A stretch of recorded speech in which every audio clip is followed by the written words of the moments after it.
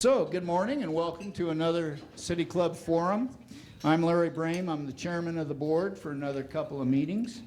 And as you know, we're a nonprofit established, as I always quote from our bylaws, bringing the people of our community together to inspire and inform them on issues vital to all of us. And we are entirely self-supporting. And as such, I'd like to thank our sponsors, and Blackfoot Telecommunications is here today, obviously, big time, and I do miss Bill, who passed away, a couple months ago. Also, I should mention, too, one of our great attendees, George Dennison, passed away, and I want to acknowledge his inclusion in our club. He was a regular. Also, I wanted to recognize John Rettenmeyer, who is sitting over there. Raise your hand. It was our board member who went off, rolled off this time. It was his turn, and we were gonna present his plaque last time, but he couldn't make it. So with that being said, you should all know that our routine is to take a break after the speaker speaks. We will discuss a common question at each table, and each table will present that question with a spokesman, and it will be one question, no multiple questions, and then we'll get around to all the tables, and we'll take individual or other table questions after that.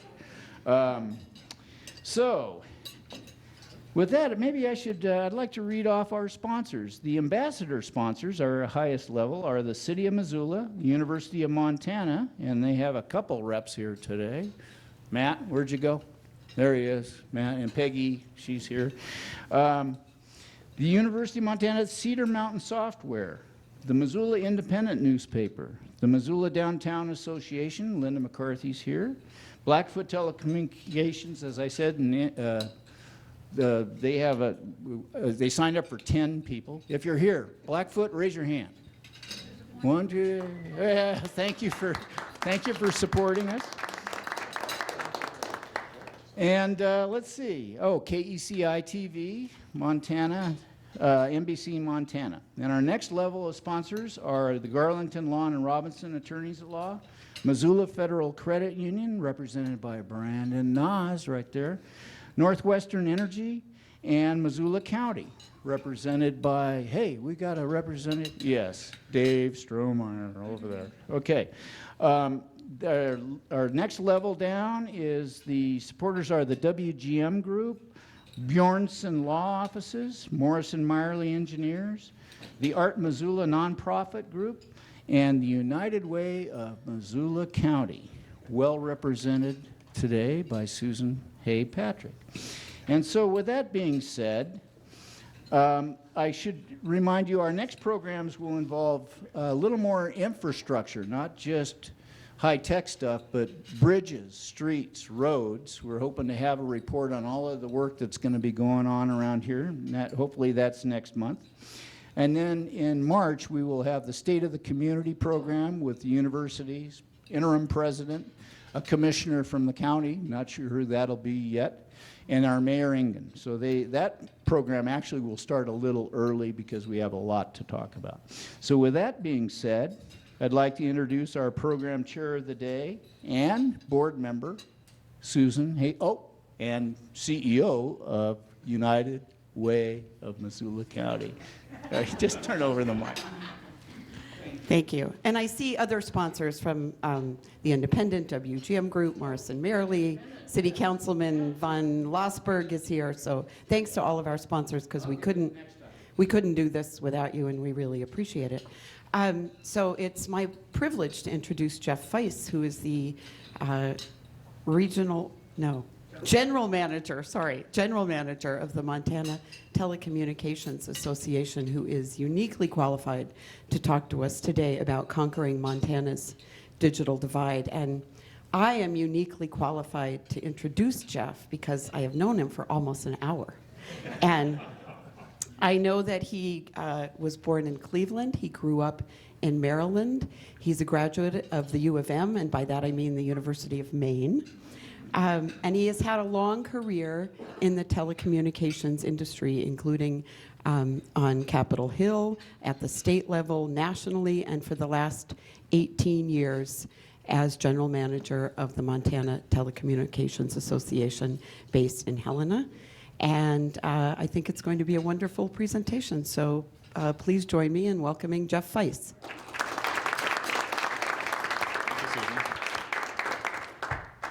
All right, I'll try to be as informal as possible and interrupt me anytime. I grew up in a family that is based on interruption, so I'm very used to it.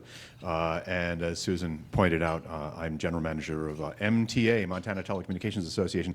We're the other MTA. There's several around. There's the Tennis Association, and most importantly, there's the Taverns Association. So it's always, I'm batting cleanup in a manner of speaking.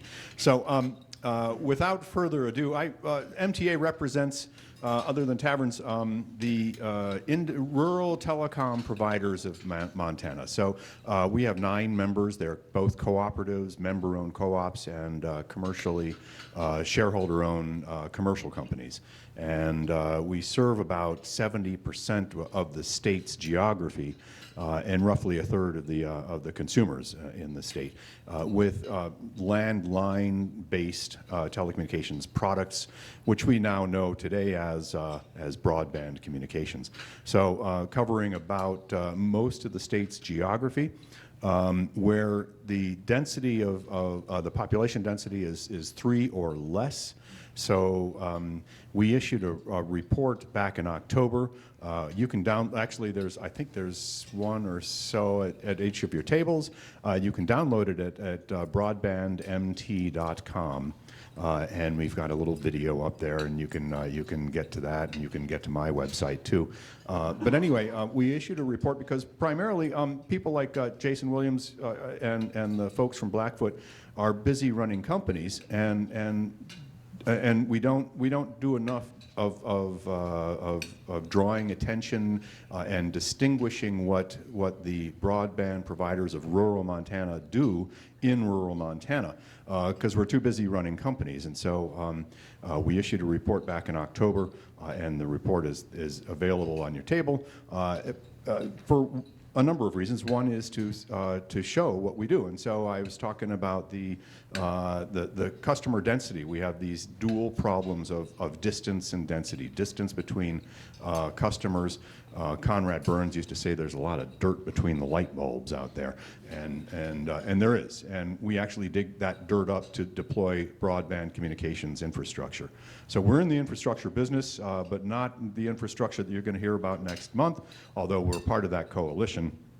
And the broadband infrastructure that we deploy, we've got about 20,000 plus miles of fiber optics in the dirt in Montana, connecting rural communities, and with a customer density of 3 customers per mile of fiber.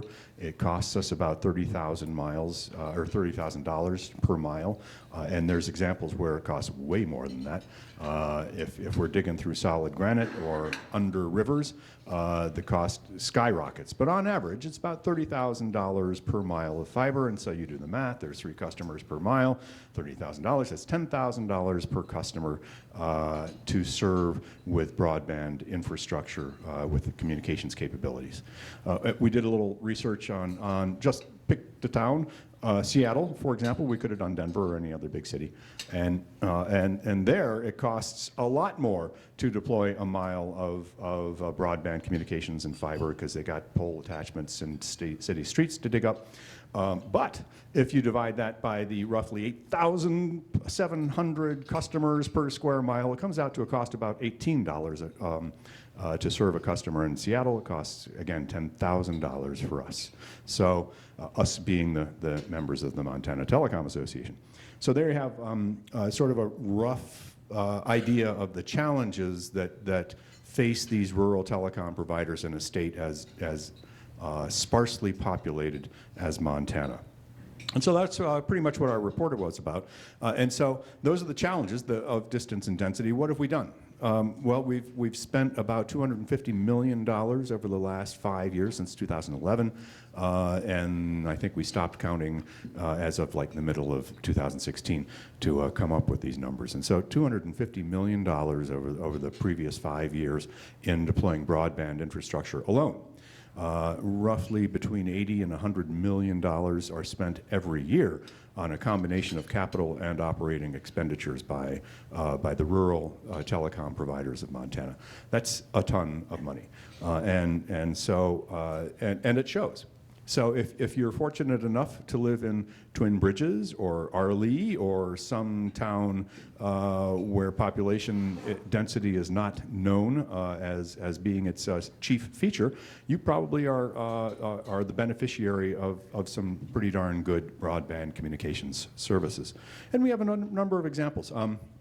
And the report features some of it. You know, you got the broadband applications that are enabled by the infrastructure investment that these companies put into our ground are legion. So, for example, by the end of 2017, this year, we will be serving practically 100% of the schools served by rural broadband providers in Montana with fiber optic connections. So and fiber is, this is my first sidebar of many, I'm sure. So everybody talks about fiber optic connections, and that's like the gold standard, and it is.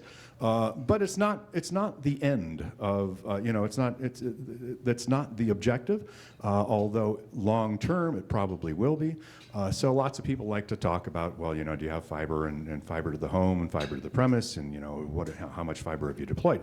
Well, we've deployed a ton, and I've got a more scientific term for that, but not a mixed company. So and we've deployed all that fiber, and we're deploying more every year. In fact, about 27% of the customers served by MTA members have access to fiber to the premise. But so part of me says, you know, let's make a big deal out of this, and 100% of our schools, as I just mentioned, are going to have fiber by the end of the year.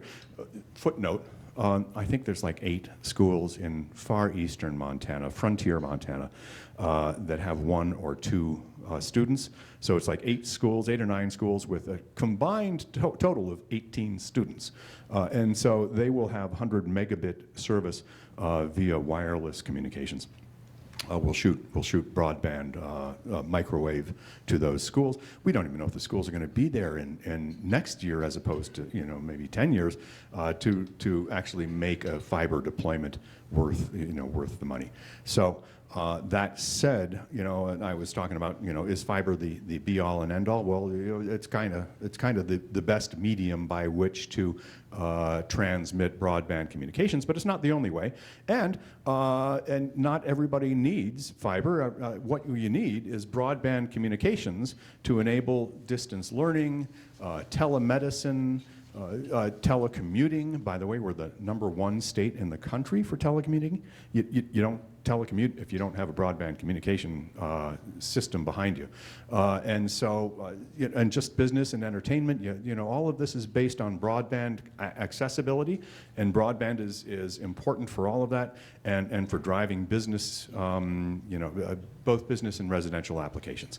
So did I say fiber in any of those broadband connections? No. Fiber is cool, but most of us can live with 25 or fewer megabit per second service, and so I just wanted to distinguish between broadband and fiber.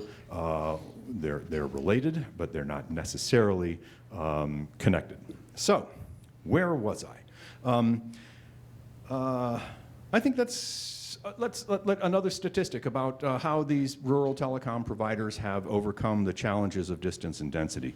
78% of Montana's school students have access to the FCC standard of 100 kilobits per second per student at our schools.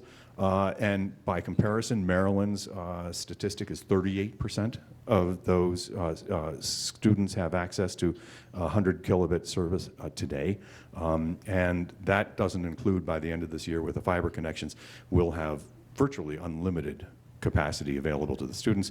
The FCC's long-term standard is 1 megabit per student or 1,000 megabits a gig per school of 1,000 students.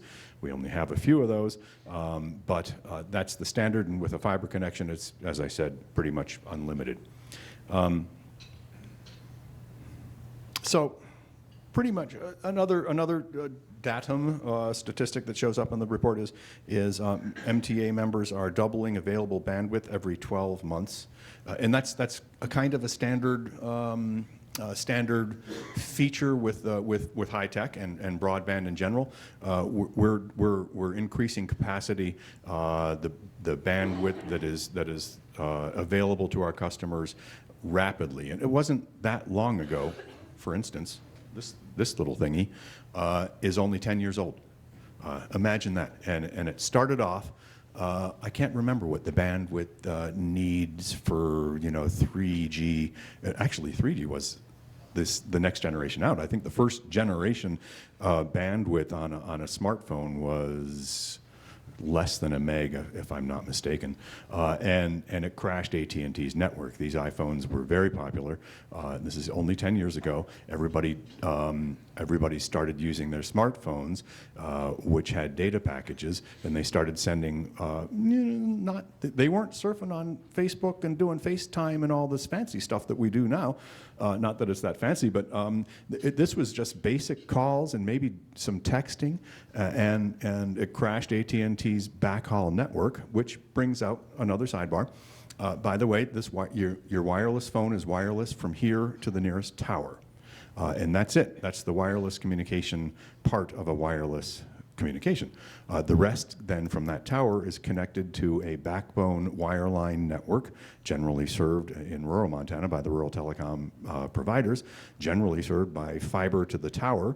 So that wireless call is actually a fiber optic transmission from tower to tower, and if you're calling another wireless phone, it goes phone, tower, network, tower, phone. So most of that call is transmitted on a fiber optic or a broadband backhaul network. So it wasn't that long ago, only 10 years ago, that crashed the network, and that brings out why broadband investment is so important. There's been, in the last 10 years, probably $1.5 trillion invested in the broadband infrastructure nationally. That's a stat from the U.S. Telecom Association. So I think that's about it. I just downloaded a ton of stats on you. I think that the point is that we often get thrown under the bus as being in the land of the Pony Express, and so one of the reasons why we had this broadband report is to point out, no. First of all, when we see some comparisons between Montana or the United States and other people who seem to have more, you need to peel that back and find out exactly why and what they're talking about, because oftentimes when we see these rankings of states or countries, they're somewhat misleading. And so one of the reasons why we did the report then is to point out that in a state like Montana, the challenges are different than they are in a city like Seattle. And so the rural broadband providers are investing as fast as they can in providing broadband services, and it shows. So we have online auctions that we can demonstrate. Ranchers and farmers in Montana have either wireless or wireline access to broadband communications, and it enables them to sell their products online.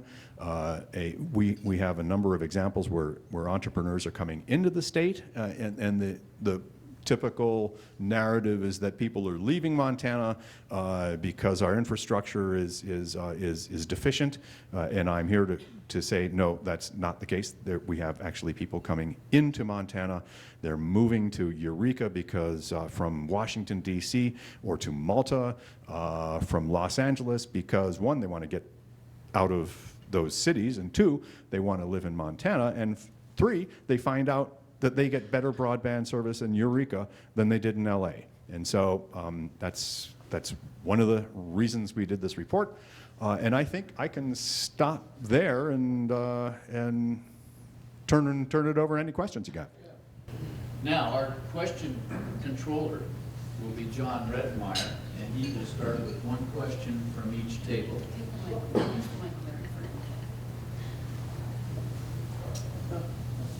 Can you hear me, Ron? John Redmeyer will walk around with a microphone to each table. So each table will have 10 minutes to get a question ready, and then we will start in. So stand by for 10 minutes. See, my name is Charles, and I'm a new resident to Montana. Yay. Moved here, no doubt, because of the broadband accessibility. It's working fine.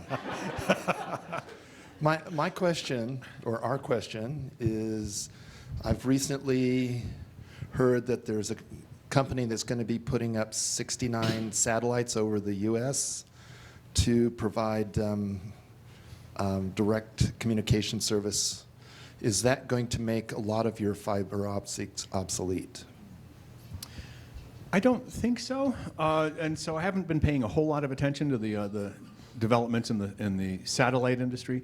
There are a couple of liabilities, I suppose, in satellite broadband communications. One is capacity, and so there's a lot of restrictions on how much bandwidth you can consume simultaneously, and so if you get a whole lot of people using a whole lot of bandwidth on a satellite transceiver, you'll run into the capacity of that transceiver.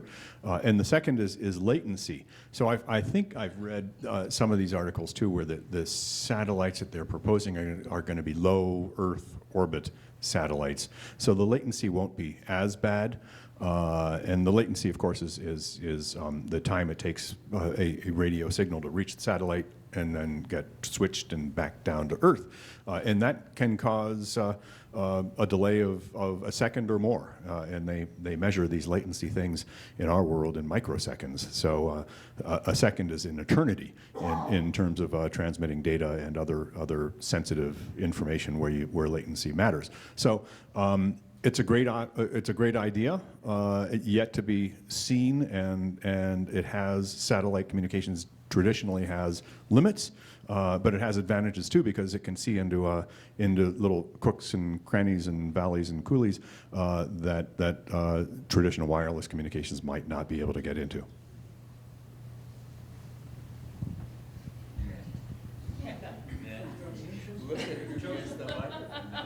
I know. Yeah, so we had discussed kind of what is the best practice for installing the microwave towers versus installing fiber below ground, and can you kind of talk us through that? God, Zooks, do we have an engineer in the house? We do, yeah. So microwave backhaul, we usually use microwave for large capacity backhaul networks, and Jason might be able to answer this better than I.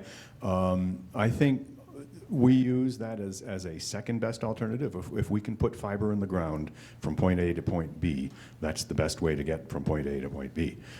In Montana, as you know, there's mountains, and sometimes fiber doesn't easily go through granite. And so we will use microwave transmission facilities as a backup backhaul transmission medium. What would Dave Martin have said? Yeah, okay, good. I'm trying to channel the CTO for Blackfoot, and that's not an easy task. Hi.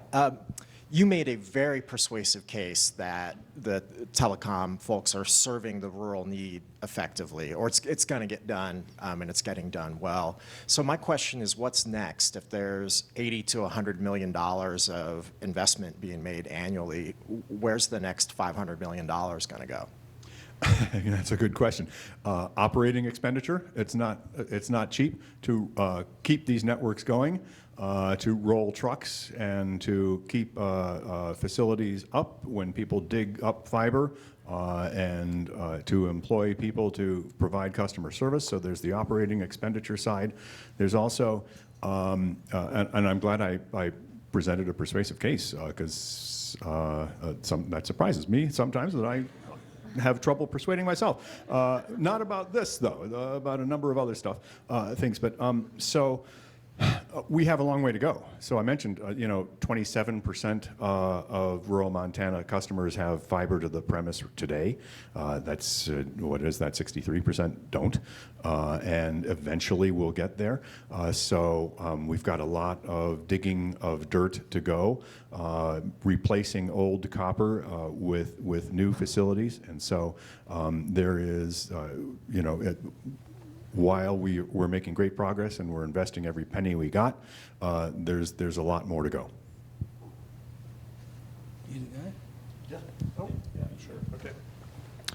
So Matt Riley from the University of Montana, and our table question had to do with you talked a bit about how the availability of broadband is in Montana and how that's being made possible.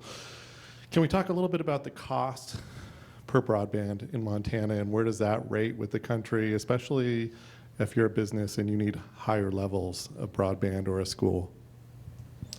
Thanks, Matt. So that is a touchy topic.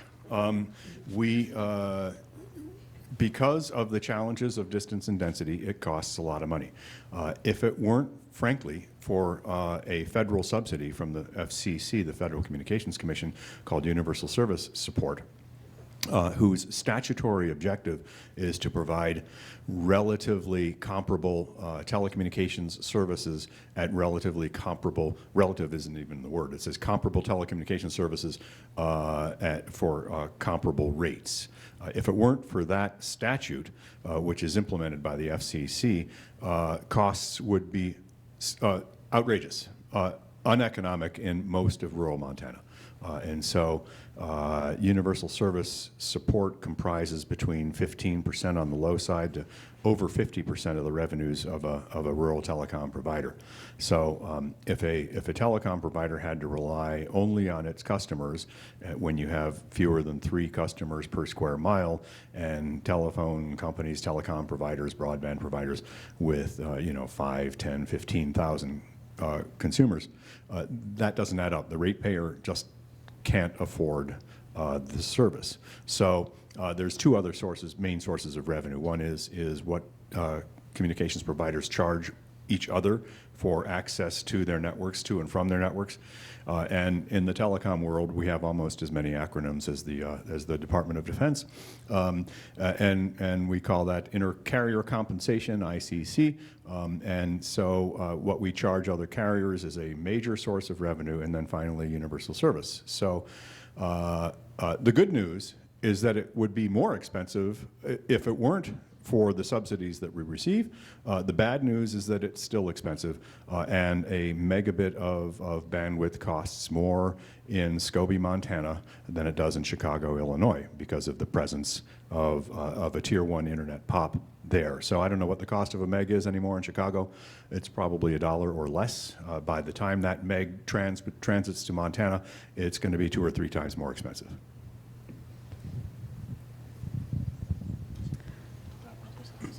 Hi, my name is Marcy Allen, and hi, Geoff.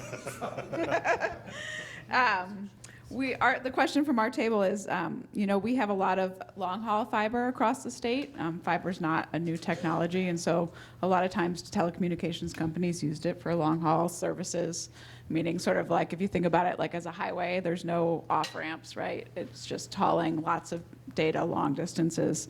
But as we start to grow populations around these areas that long-haul fiber exists, it seems like there's some limitations to federal dollars because they're looking like they're served.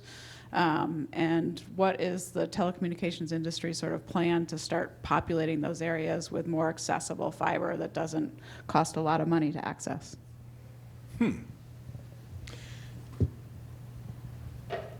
So let me see if I understand the question. So we have long-haul fiber infrastructure in place, right? And so the question is, what can we do with that infrastructure to provide last-mile services, or Yes, yeah. Well, there's probably two two pieces to that. The long haul fiber is one of the things that we do, and the 20,000 or more miles of fiber optic facilities that we have in the state. Actually, there's a map in that broadbandmt.com report that shows our backhaul network of 20+ thousand miles. So that is not at full capacity. We buy more light waves from Chicago and Seattle from the major internet pops as demand increases. The fiber is there. As with wireless technology, fiber technology is increasing too, so we can get more and more capacity down a fiber than in the past, and that's multiplying probably geometrically, and so we divide light waves into little micro light waves, and each light wave it can be a transmission path, and scientists are coming up with ways to divide light waves more and more microscopically. So that backhaul fiber infrastructure is pretty unlimited in the capacity it has. Now the last mile issue you bring up is the trick. That's the big trick, and that's where it costs a whole lot of money. So you can be in a town like Missoula and have a lot of fiber in the ground with a whole lot of backhaul capacity, and that fiber can be a block away from you, and you're not connected to that fiber, and you might have a business or a building, and so the question is, how do you make that last connection? And I don't know if that's where you were heading, but you're the last table, so I can head there. Yeah, I mean, so for example, I have fiber running down the alley of my building, or maybe even like Broadway would be a great example. Most of the providers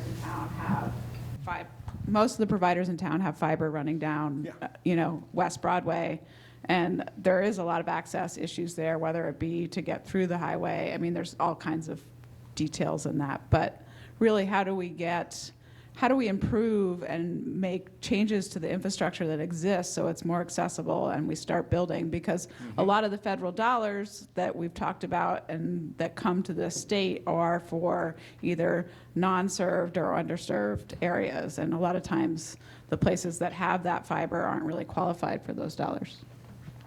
All right, so couple things there. So and one of the it's not a misnomer. It's just a general impression is that if I have fiber right out there in front of my house, why can't I just plug into it? The answer is that the electronics to make that connection are not cheap, and so that fiber is going from one node to another, or one central office, or one switching place, one aggregator of fiber communications to another, and to have little chutes coming off of it is an expensive proposition. So we call that the last mile question. So you can have miles and miles of fiber, but the last mile is the one that really is the expensive one. And in a town like Missoula, you can have fiber under the street, and connecting that fiber to your building takes a lot of electronics, and that's expensive. So what can be done?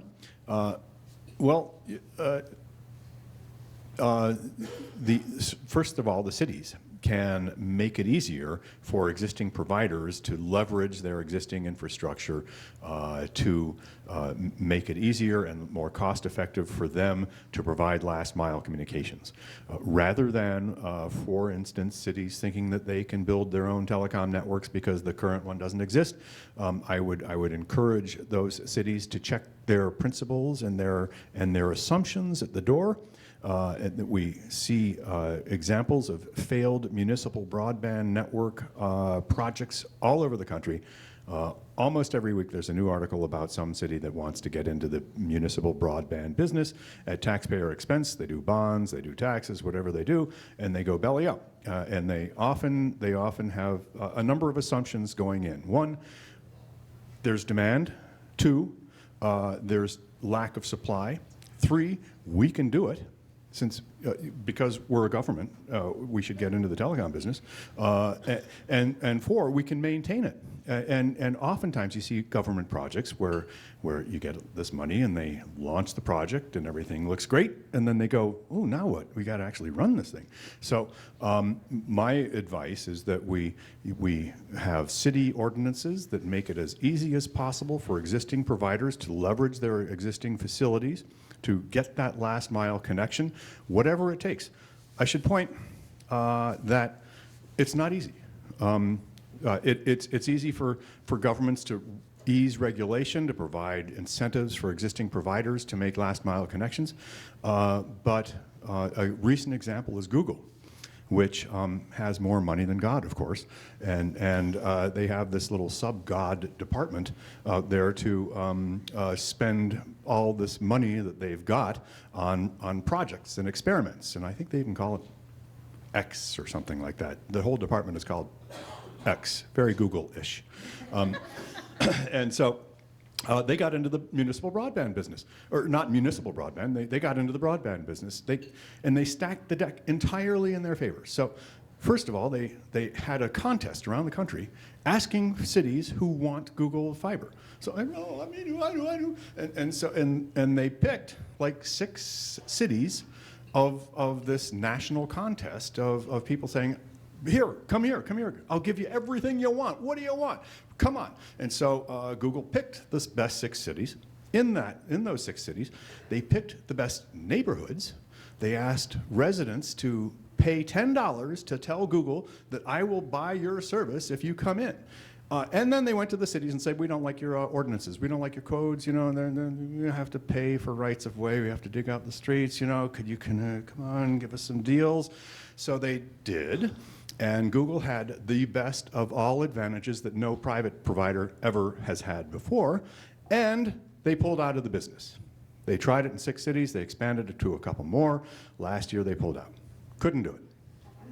So that's my warning to people who think that they can do this. It's not easy. My encouragement is to provide as many incentives to make it as easy as possible to existing providers to cover that last mile. I'm not saying the last mile isn't a problem.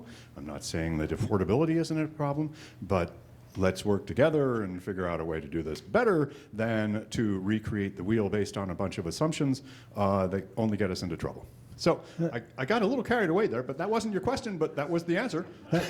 They have a follow-up, but let me get an idea. Does anybody else have follow-up questions? Yay. Nobody else? All right. So Missoula's been working on, trying to solve the fiber problem here, and I think that, you talk about sort of municipally owned internet providers, and what we've been talking about Missoula is not that. It's talking about a wholesale provider that would sell to Blackfoot or others and build infrastructure that could be shared by all the providers in the community and build that out to increase affordability, to increase redundancy, and all of these things. And so it's a little different than, it's the same thing as like if you had UPS coming to your house and then you wanted FedEx and you had to build a whole nother road for FedEx to come in. And so that's a lot of what's, the cost in creating that infrastructure. And so I think when you warn against sort of the Google story, and I've heard other stories, there are a lot of successful wholesale municipal entities out there. Chattanooga, Danbury. Chattanooga only cost $300 million, of which the federal taxpayer paid every penny. So they had the advantage of a connecting some electric program. They had the Broadband Opportunities program.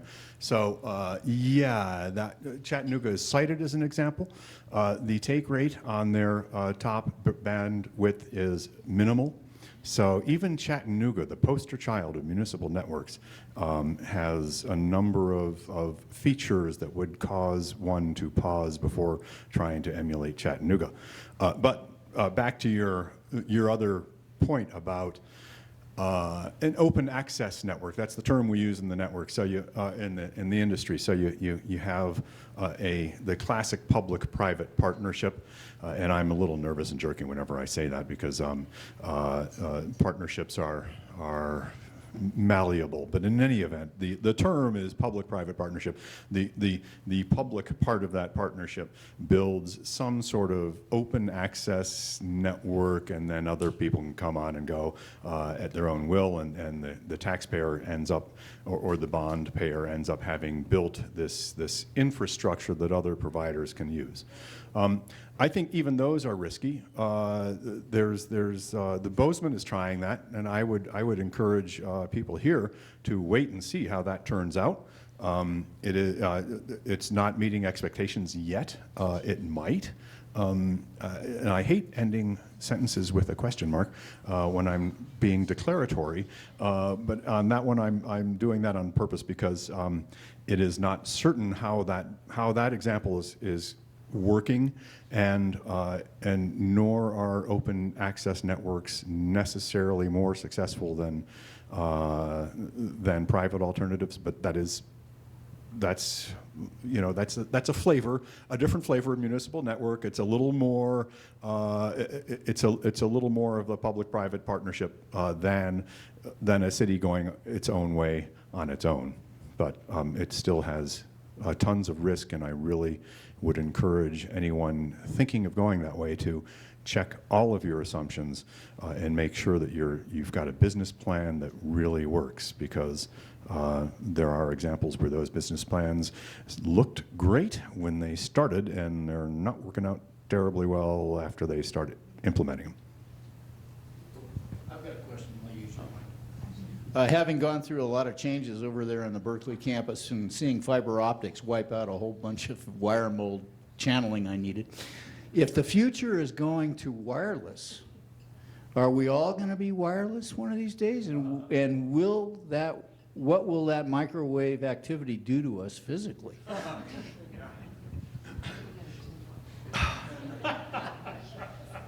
So is the world going wireless? Kind of, but it's wireless from the appliance to the wire. So you have a smart home, that might be Wi-Fi or wireless refrigerators and all those smart appliances, the Internet of Things. A lot of those are plugged in, a lot of them aren't, but they eventually get transmitted over a wireline infrastructure. So just like the cell phone, all those wireless applications, there's more and more coming out. And they're not without their issues. And the other thing about wireless, although the technology is evolving nearly as quickly or just as faster or even faster as fiber optics, they're getting more and more data over a segment of spectrum. But spectrum is much more limited than light. And so there are existing, not in Montana, but there are lots of cities that are at their spectrum limits. Those wireless applications are using all the spectrum they can. It's finite. And there's bandwidths of radio spectrum that are available for license. The FCC is pushing out unlicensed spectrum, which is kind of cool, as long as it doesn't cause interference with like medical equipment, which is unlicensed. So you have all this spectrum allocation issue. Spectrum is very valuable stuff, and it's finite. And fiber is finite too, but it's less finite than spectrum. If we've exhausted all the questions, and John is saying yes, but Susan says wrap it. Cool. With that, I'd like to thank you, and I thank all of you.